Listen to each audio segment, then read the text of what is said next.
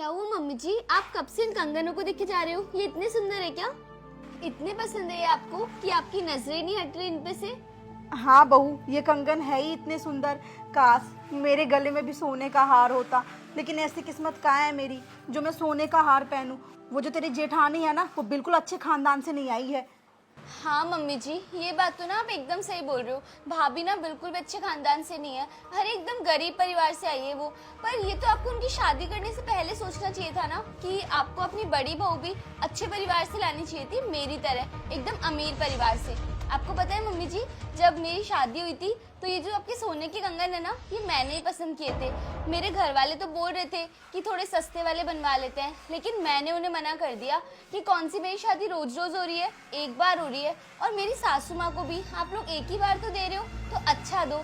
तो मैंने ना पूरे 2 तोले के कंगन बनवाए आपके लिए, और ये डिजाइन भी ना मैंने ही पसंद किया था। आप चिंता मत करो, मैं आपके सोने का हार भी ना मेरे मायके वाले को बोल के बनवा दूंगी। अरे हाँ बेटा, यही तो अच्छे घर की लड़कियों की पहचान होती है, जो अपनी सास के बारे में भी इतना सोचे, अपने ससुराल वालों का भी ख्याल रखे। तू ना सच में बहुत अच्छी है, मेरे तो भाग्य ही खुल गए तेरी जैसी बहू पाके। और एक वो महारानी है जिसके खानदान से ना मुझे ये चांदी की जो अंगूठी है वो मिली थी, और वो भी देखना कितनी काली पड़ गई है। अभी तो कुछ दिन पहले ही मैंने इसे पहना था। हाँ मम्मी, अंगूठी तो काफी ज्यादा हल्की है और डिजाइन भी बहुत खराब है। आपके हाथों में तो बिल्कुल भी अच्छा नहीं लगता ये। आप एक काम क्यों नहीं करते, इसको ना बेच दो या फिर इसको रख दो आप, और थोड़े पैसे मिला के ना एक अच्छी और भारी सोने की अंगूठी बनवा लो। बेटा तू जब जाना ना बाजार तो तू ही बनवाती लाना। अच्छा ठीक है मम्मी, मैं जाऊंगी ना जब भी बाजार तो मैं बनवा दूंगी आपके लिए सोने की अच्छी वाली अंगूठी। मम्मी जी एक काम करोगे कि आप ना भाभी को कह दो ना कि मेरे आज सुबह से बहुत तेज सर में दर्द हो रहा है, तो एक कप अदरक वाली चाय पिला देंगे मुझे। अब मैं बोलूंगी तो अच्छा नहीं लगेगा ना, इसलिए। अरे बेटा तू क्यों बोलेगी, मैं हूं ना, मैं उसे बोलती हूँ। और वैसे भी मेरा खुद चाय पीने का बहुत मन है, इतने टाइम से मैं चाय का ही तो वेट कर रही हूँ यहाँ बैठी बैठी। रुक मैं उसे बुलाती हूँ। नेहा, नेहा बहू इधर आना। जी मम्मी जी। बहू तुझे सुनाई नहीं देता, मैं कब से बुला रही हूँ तुझे। तुझे मैंने चाय के लिए बोला था ना, क्या हुआ चाय का? लेकर ही आ रही हूँ मम्मी जी, बस चाय बन गई है। अब मम्मी जी मैं तो छोटी रह गई, इसीलिए ना मैं तो भाभी को किसी काम की बोल नहीं सकती, क्योंकि क्या है ना, अच्छा नहीं लगता ना, जेठानी रह गई वो मेरी। और मम्मी जी मुझसे ना बिल्कुल काम नहीं होता। और मेरे लिए तो एक चीज़ अच्छी हो गई, आपको कह के ना कम से कम मुझे भी चाय मिल जाती है और मेरे सारे काम हो जाते हैं। अरे बेटा तू क्यों चिंता करती है, मैं तुझसे भला कोई काम करवा सकती हूँ क्या? अरे तेरे माँ बाप ने इतना सारा दहेज का सामान दिया है, अभी जिस सोफे में बैठे हैं वो भी तो उन्होंने ही दिया है। अब अच्छा थोड़ी लगेगा कि उनकी बेटी से मैं काम करवाऊँ। ना बेटा ना, तुझे तो मैं ना रानी बना के रखूंगी, रानी। बस मेरी ही फूटी किस्मत है, काश मेरी दूसरी बहू भी ऐसे अमीर खानदान से आती तो आज आज मेरे गले में भी ना सोने का हार होता। लेकिन कहाँ ऐसी किस्मत है मेरी। और वैसे भी वो ना काम की है ना काज की, दुश्मन अनाज की। काम करने के लिए तो आई है वो इस घर में, देखना उससे ना मैं नौकरानियों की तरह काम करवाऊंगी। हाँ मम्मी जी, लेकिन अब पछताने से क्या ही होगा, जब चिड़िया चुग गई खेत। अब ये तो आपको उस टाइम सोचना चाहिए था ना, जब आप भाभी को इस घर में शादी करवा के लाए थे। आपको उनका घर बार देखना चाहिए था कि वो अमीर है या गरीब। अब तो कुछ नहीं हो सकता मम्मी, अब तो वो आ गई है, अब तो रखना ही पड़ेगा उन्हें। अच्छा वो सब छोड़ बेटा, ये बता ये साड़ी तू कहाँ से ली, बहुत अच्छी है। मम्मी जी चाय। अच्छा ये साड़ी, मम्मी जी ये साड़ी तो मेरे बड़े पापा है ना, उनका बहुत बड़ा शोरूम है, बस वही लेकर आए थे मेरे लिए वहां से। सच में बेटा ये ना बहुत सुंदर है, इस बार तू जाना ना तो मेरे लिए भी एक ऐसी ही साड़ी लेके आ जाना। पर हाँ बेटा मेरे लिए ना लाल पीली या फिर गुलाबी साड़ी ही लेके आना, लाल पीला ज्यादा पसंद पड़ता है मुझे। अच्छा ठीक है मम्मी जी, इस बार मैं मेरे मायके जाऊंगी और बड़े पापा की शोरूम पे जाऊंगी ना, तो मैं आपके लिए ले आऊंगी साड़ी। और एक ये बहू है, इसके घर से ना कभी अच्छी साड़ी नहीं आई मेरे लिए, बेकार सी साड़ी आती है और वो उठा के मैं नौकरानी को दे देती हूँ, बिल्कुल पहनने लायक नहीं होता। काश ये भी ना तेरी तरह अमीर होती और मेरे लिए अच्छी अच्छी साड़ियाँ लेके आती लाल पीले कलर की। अरे क्या मम्मी जी, आप भी जब देखो तब ना भाभी की बुराई करते रहते हो। भाभी गरीब है माना मैंने, पर इतनी भी गरीब नहीं है कि आप हमेशा उनकी बुराई करते रहो। मम्मी जी आप हमेशा मुझे गरीब गरीब का ताना क्यों देते रहते हो? अरे मेरे पापा ने जितना पैसा मेरी शादी में लगाया है ना, उसकी किस्तें अभी तक वो चुका रहे हैं। जितना मेरे पापा से बना था ना, उससे ज्यादा ही मेरे पापा ने दहेज में आपको सामान दे दिया था। एक काम कर, तू अपना जो वो गरीब बाप है ना, उसका खाता नंबर लाके मेरे हाथ में रख दे। एक काम क्या करूंगी मैं, जो भी तेरे किस्त के पैसे बनेंगे ना, तेरे बाप के अकाउंट में डालती चली जाऊंगी। अब दहेज का किस्त भी मैं ही सधाऊंगी ना। बड़ी आई बोलने वाली, अब चली जा यहाँ से। तुझे पता नहीं है, जब दो अमीर लोग बात करते हो तो बीच में नहीं बोलते। जा भाई। और एक तू तो आज पार्टी ही बदल दी। अरे अच्छा भला तू मुझसे बात कर रही थी, और जब तेरी जेठानी आई और मैं उसके खिलाफ दो बोल क्या बोल दी, तू तो उसके साइड हो गई। अरे क्या मम्मी जी, आप भी समझते नहीं हो। थोड़ी बहुत ना बटरिंग करनी पड़ती है भाभी के साथ, वरना घर के सारे काम कैसे करेगी वो। और आपको अच्छे से पता है, मुझसे नहीं होते कोई काम। अच्छा, फिर ये तो बहुत सही किया तूने। तू खूबसूरत के साथ साथ ना दिमाग भी लगाती है। यही बात तो तेरी मुझे बहुत अच्छी लगती है। मुझे तो लगा था कि तू ना अच्छी अच्छी साड़ियाँ भी अब उसे ला के देगी।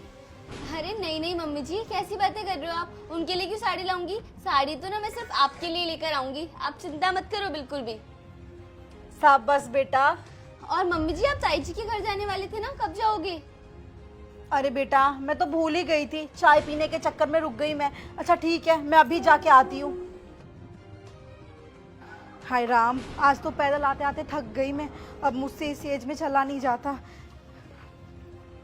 सच में आज तो बहुत थक गई, घुटनों में दर्द है। मम्मी जी, ये लो पानी। और मुझे ना आपसे कुछ बात करनी है। हाँ बोल, क्या बात करनी है? मम्मी जी, वो ना मेरी चाची की तबीयत खराब हो रही है, तो मैं थोड़े दिन के लिए वहाँ चली जाऊँ उनकी सेवा करने के लिए। डॉक्टरनी कब से बन गई तू?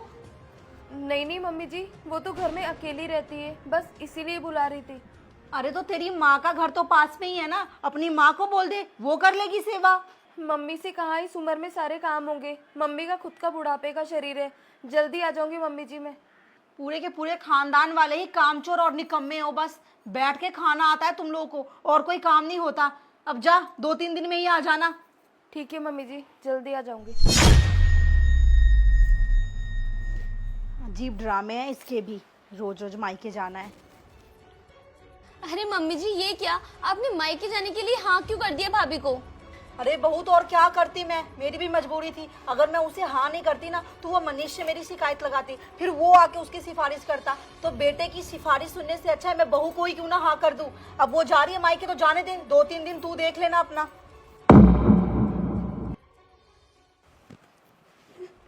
सुन बहू, मैं ना खाना बना दी हूँ। घर में ना बहुत सारा काम पड़ा हुआ है। एक काम कर, तू ना साफ सफाई कर दे। क्या कहा आपने? सफाई? और मैं करूंगी? आपका दिमाग तो खराब नहीं हो गया मम्मी जी? आपको पता है, मेरे मायके में ना 4-4 नौकर लगे हुए थे सफाई करने के लिए। केवल मैंने आज तक कभी झाड़ू पोछे के हाथ नहीं लगाया, और मैं यहाँ पे आके सफाई करूंगी? आप सोच भी कैसे सकते हो ऐसे? और मम्मी जी एक बात बताओ, आपके हाथ पैरों में कोई मेहंदी थोड़ा ना लगी हुई है? खुद जाके कर लो ना सफाई। मेरे पापा ने इतना दहेज यहाँ पे नौकरों की तरह सफाई करने के लिए थोड़ा ना दिया है। मुझसे नहीं होगा ये काम। अरे बहू, 1-2 दिन की तो बात है, फिर तेरी जेठानी आ जाएगी, वो कर लेगी। मुझे कोई मतलब नहीं है, वो कभी भी आए, मैं नहीं करने वाली काम। जाओ खुद कर लो।